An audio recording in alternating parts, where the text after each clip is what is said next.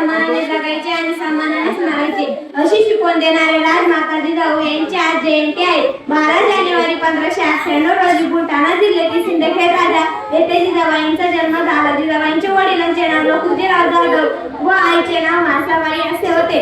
शहाजीराजे भोसले यांच्याशी जिजाबाईंचा विवाह झाला. जाधव व भोसले या दोन्ही घराण्यातील पराक्रमी परंपरा जिजाबाईंच्या ठायी होती. रयतेवर होणारा अन्याय अत्याचार पाहून जिजाबाईंना नेहमी वाटे की आपल्या लोकांचे राज्य म्हणजे स्वराज्य असायला हवे. हिंदवी स्वराज्याचे ते स्वप्न जिजाबाईंनी पाहिले होते. त्यांनी पुत्र सुभाला लहानपणापासून शौर्याच्या पराक्रमाच्या कथा सांगून घडवले. जिजाऊच्या प्रेरणेतून शोभाने अनेक लढाया जिंकल्या व महाराष्ट्राच्या मातीत स्वराज्याचे भव्य निशाण उभारले.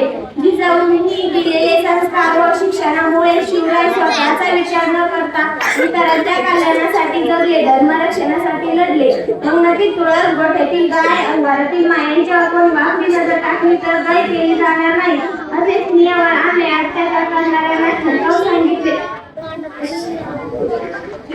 स्त्रियांच्या रक्षणासाठी त्यांनी स्वतः तलवार हाती घेतली.